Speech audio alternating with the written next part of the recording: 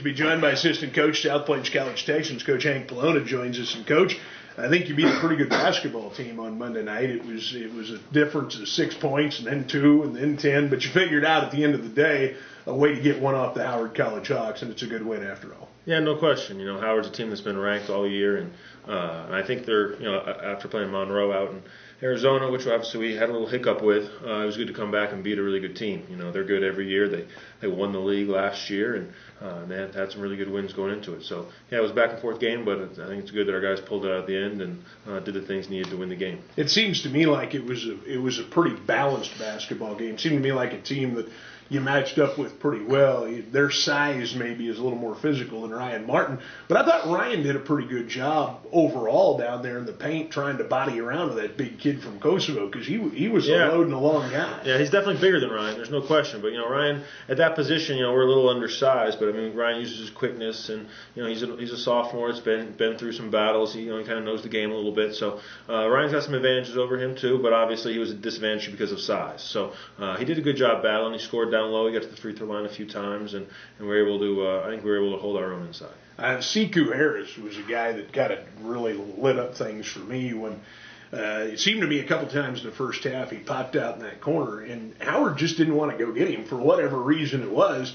but he knocked down a couple of big baskets, I thought, that really made Howard kind of change the way they looked at you defensively. No question. Seku's done a really good job all year, and it's kind of as our table setter. He gets the ball in the right places, he sets people up, and he's kind of a run-the-team type point guard, but he definitely has the ability to score the ball, and I guess their strategy was that they wanted to make him beat them. So, in the first half, hitting those 2 threes in a row, and I think he ended up with 18 points, which I think was a season high for him, and he kind of just took it as it came to him and made the right plays, and that's the type of stuff that allowed us to win that game. But Seku's definitely a guy that can score. If you leave him open, he can make some shots. And it was a really diverse scoring effort, I thought, from you. Harris had a pretty good ball game. You got a couple of big ball games off the bench. Billy Williams had another nice game, and you really showed a lot of diversity of the way you could run this offense from the outside. You played in and out, I thought, really well in the back half of basketball. You just did a lot of good things with basketball in the hands. Yeah, I think we're a pretty deep team. I think we're pretty deep. I don't think there's a guy that we put in the game that can't score the ball. And I think we had 5 or 6 guys in double figures or something like that. And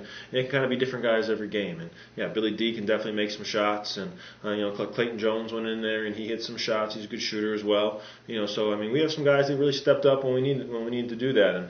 And I think we moved the ball well. I think the reason we shot the ball so well from the floor and from 3 was because we're taking good shots. Like you said, the ball went inside and got reversed, and so we weren't taking rush shots or contested shots, but we're kind of, I think all 5 of our guys played pretty unselfishly, and we kind of took whatever shots the offense gave us, and we definitely have 5 guys on the floor that can score. So late in the game, I thought you did a good job of picking spots too, especially in the back minute and a half or so. When it seemed like things would open up, then you'd take an advantage of that. You milked the shot clock down. I thought it was a team that played really well, being in front that back 90 seconds. Yeah, I agree. Offensively for sure. I think we gave up some baskets at the end.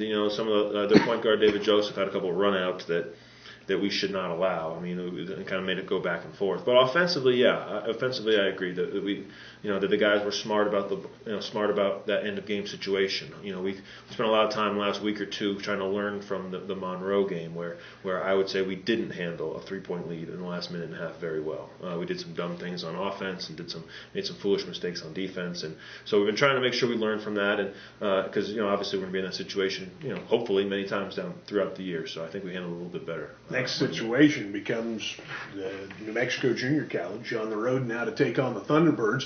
What's some of this early scouting report look like on the Thunderbirds? They're good. They're good. They have 2 losses. I think they're ranked 7th in the country. They lost Monday at Western Texas, but they were without Jeff Newberry, who is their leading scorer. He's probably he's going to Oklahoma State next year. He's a big 6'2" strong point guard. So they really struggled to score without Jeff Newberry in the game. But I kind of think we'll see a different team tomorrow night. I can't tell you 100% whether he'll play or not, but we're expecting him to. And he kind of changes the team. And obviously going over there to New Mexico in that gym where it's usually a very, very tough environment, they try to speed you up. They play very, very physical. They try to force us to make mistakes. So we got to make sure that we're the aggressive team, that we're putting pressure on them and not allowing their pressure to hurt us. us. That home court advantage really leads to New Mexico being what they are. You go to places like Midland or Howard or here, it's a big environment. You know, the seats are a little ways back. But you get in New Mexico, all of a sudden it feels like you're in a cracker box, and that thing gets pretty noisy and pretty heated. There's no question. It's definitely one of the toughest places that we have to play. And, I think it's part of the reason we tried to challenge our guys early in the year by going up to Seward County, who is a tough atmosphere there. We played a true road game at Collin. So we tried to give their guys some chances to prepare for this. But I agree with you entirely. I mean, it's loud, it's small, the fans are right there. You can hear individual things that everybody's yelling at you. And they really, to their credit, their fans do a great job of getting them into the game and really getting behind their team. So we got to go in there and make sure that basically what we do doesn't change just because of the environment. I think if we can keep being patient on offense, keep taking good shots, keep playing unselfishly, making sure that we're all bought into what we're trying to do and follow our game plan, we'll be fine. But if we let the environment rattle us, that's obviously something that would hurt us in that game. So if mentally we're okay, I think we should be fine. All right, Coach, final thoughts for us today before we wrap it up and let you guys get ready to take on the Thunderbirds coming up tomorrow night.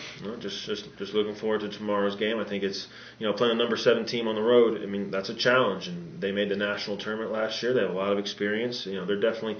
We've played a couple pretty strong teams this year, but New Mexico's no worse than any of those. So we'll make sure we keep trying to do what we can do to get ready for tomorrow night and hopefully perform pretty well.